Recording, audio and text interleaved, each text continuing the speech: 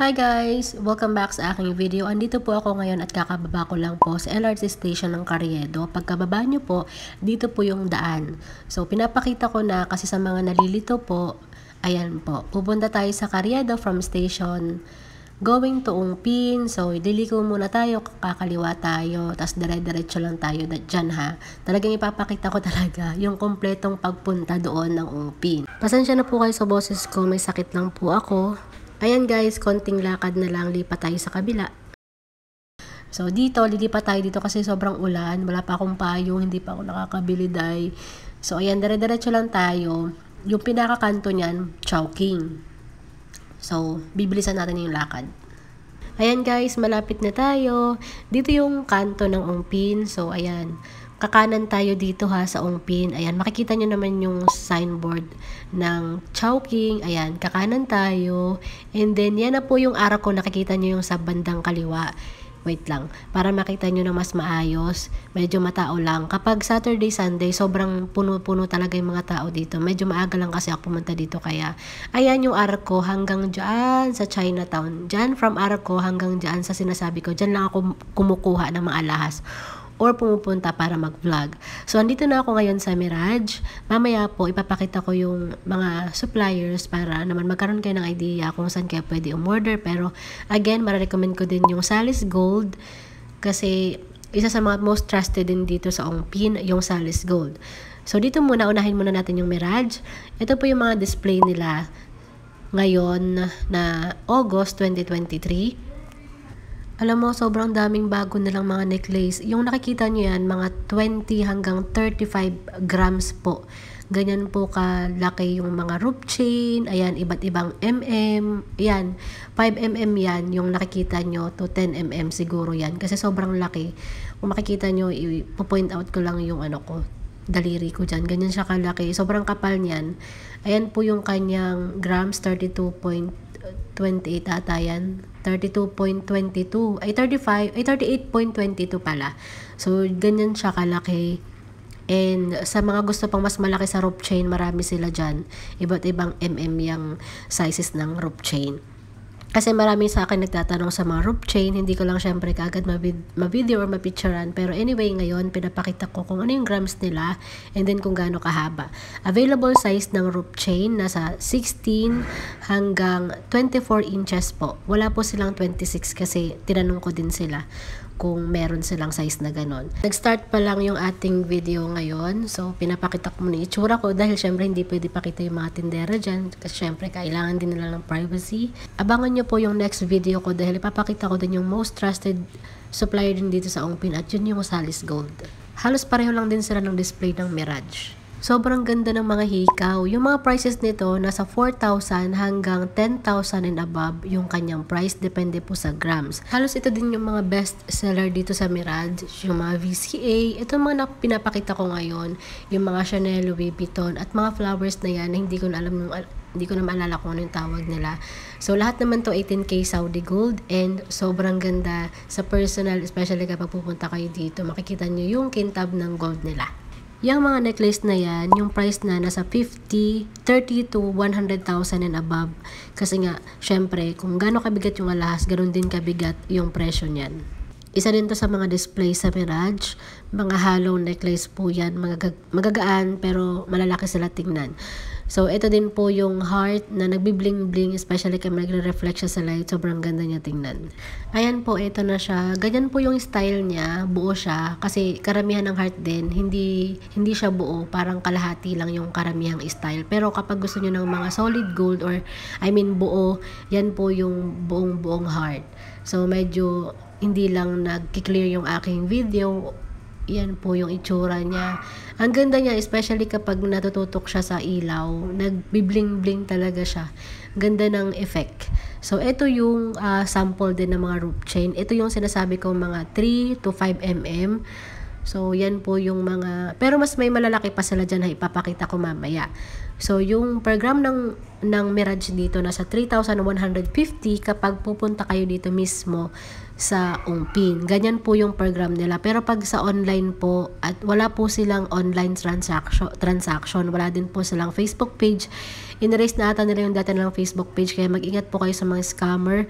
Talagang kung bibili po kayo, dito po kayo pumunta sa Ongpin para mas makita nyo at talagang makikita nyo yung mga gusto nyong bilhing alahas. Again, wala po silang Facebook page. Siguro website meron.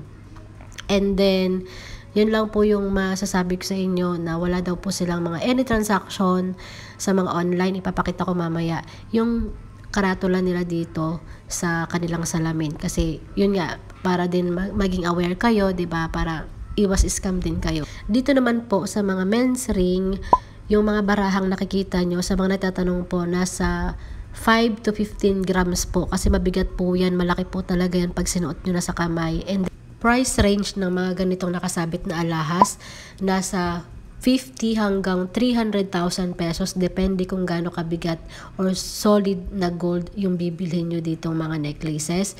So, yan po yung mga trending necklace na makikita nyo din online. And then, ito po yung actual video para din magkaroon kayo ng idea kung itsura nila, diba, kahit sa video.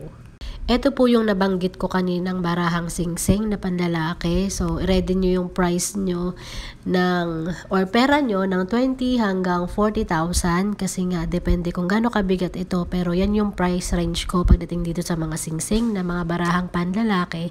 Kasi pag sinuot talaga yan, sobrang lalaki po niyan. Mas mabigat pa nga ata yan sa mga 20 grams, ganon. Di ko sure pero yan po yung price range niya. So, ito po yung iba't iba pang display dito sa Mirage. Pagdating sa mga rings, ayan, hindi ko po lahat-lahat mapapakita sa sobrang daming tao dito at siksikan. Kahit pa paano, pinapakita ko yung mga bagong display ngayong August 26, 2023. So, ito din po yung mga pendant na mga lightweight po. Price range niya po, 3,150 to 4,999 po.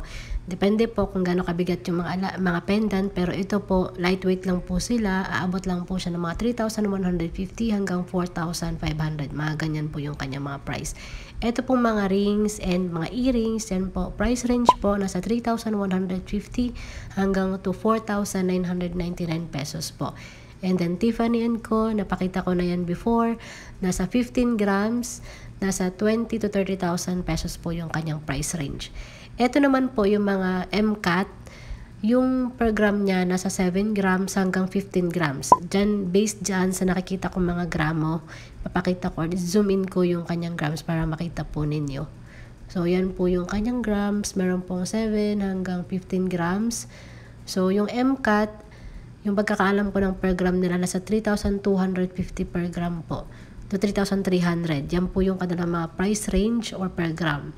And then, dito naman sa mga engagement ring, price range po, nasa 4,000 hanggang 6,000 pesos. Iba't iba pong stall yung pinupuntahan ko. And then, dito din po ako sa King's Gold, katabi lang po ng Mirage. Ito po yung kanilang mga display. Ang ganda, ang laki ng hollow necklace na to. Itong malalaki na yan, hollow necklace siya. Sobrang ganda. And then, ito po yung mga per set na mga Bulgari. Ayan, di ko na alam kung ano yung tawag dyan. So, yan po yung mga display ngayon sa King's Gold. Sobrang dami din nila mga gandang display dito. Kaya, worth it pumunta dito kasi marami kayong pwedeng pagpilian. And then, ito yung mga pendant pa. At iba't iba pang mga style ng mga necklace, bracelet. Ito po lahat. Hindi pa po ako kumakalahati sa video. Pero ayan, pinapakita ko lang yung mga display para in case lang na may magustuhan kayo, takbo na kayo dito sa Ongpin habang mas mababa pa yung presyo ng program ngayon dahil sa kada taon or weeks nga kung tutuusin, iba't iba po yung kanilang program. Kaya hanggat maaga po, pumunta na kayo sa Ongpin, tumakbo na kayo dito kapag may budget na kayo, maganda po mag-invest ng gold. And syempre, most trusted supplier dito sa Ongpin. Yun ang Salis Gold, Mirage, Kings Gold, Golden Zyga at iba pang katabi nila. Diyan sa tinuro kong pagpunta natin ng Ongpin, dun lang po sa mga building na yan ako pumupunta. So sana dyan din kayo pumunta kasi para 'di ba iwas scam tayo. And then ito din yung iba't iba pang display sa Mirage. So ayan, ang ganda no, ang ganda niya. So hindi ko nakitanong yung price or per grams niya.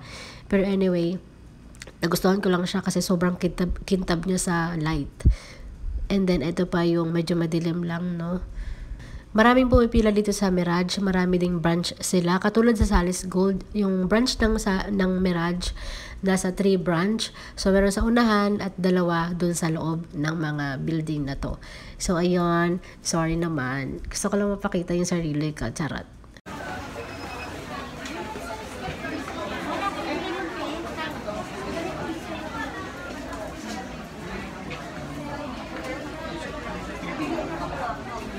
Nandito na po ako sa pangalawang branch ng Mirage. Dito po yan sa pinakahuli, sa loob. And sobrang ganda. Halos dito sa mga branch ng Mirage, halos pareho lang din sa Salis Gold. Kung nakikita nyo. So, pwede kayong pumili kung saan kayo pwede umorder, kung sa Salis ba or sa Mirage. Lahat naman ng supplier dito, wala naman akong favorite dito. Lahat naman to the best yung quality na binibenta nila. And eto pa, sobrang dami, diba? Kayo na yung mahihirapan pumili at syempre depende sa budget natin at kaya ng bulsa nating ilabas. Meron dito kayo lahat makikita katulad sa Salis Gold po, and then marami din pong diamonds dito sa Mirage. So kung nakikita nyo, daming bumibili, medyo hindi lang ako makasingit. Kung nakikita nyo po, sobrang daming tao, ayan, pila-pila po sila dyan. So eto na nga, yung rope chain na sobrang lalaki nila, Diyos ko. Yung grams na nakita ko, nasa 5 hanggang 10 grams. Yan po yung sigurong mga 8 to 5 mm to 3 mm meron din sila. So ayan, naglalakad ako sa kabilang iba pang mga stall na ipapakita ko dito sa Ongpin. Kung ano lang po yung pinapakita kong stall, lahat po ito ay legit at sa iba pang part dito sa building na to. So ayan, tingnan natin din dito sa ibang stall. Ayan, ito din yung ibang pang display dito sa ibang stall. Yan po yung magagandang mga rings na pang babae. Sobrang ganda, diba? Lagi ako nagsasabi na maganda kasi syempre maganda talaga sa mata yung gold. And then ito po yung iba't ibang earrings din dito sa mga stall na pinupuntahan ko. Yan po, sobrang dami. Kayo na lang po yung mababalo kakapili kung ano ba dapat yung piliin. So ito po yung iba't iba pang display dito sa Ongpin. So, ayan. Konti na lang. Pauwi na po ako. And then, ito pa, last one. Ayan po yung iba't iba pang earrings or rings ng Ongpin. Sobrang tao kapag weekend, Saturday, Sunday, mga Monday to Wednesday lang kayo pwedeng pumunta dito kasi walang gaanong pila. So anyway, dito lang muna nagtatapos ang ating video. Maraming salamat po sa panonood at pagsuporta po ng aking YouTube channel. Sa mga bagong viewers natin dito, huwag niyo pong kakalimutan mag-subscribe sa aking YouTube channel at mag-follow po ng aking Facebook shop, Facebook page. Thank you guys! Thank you for watching!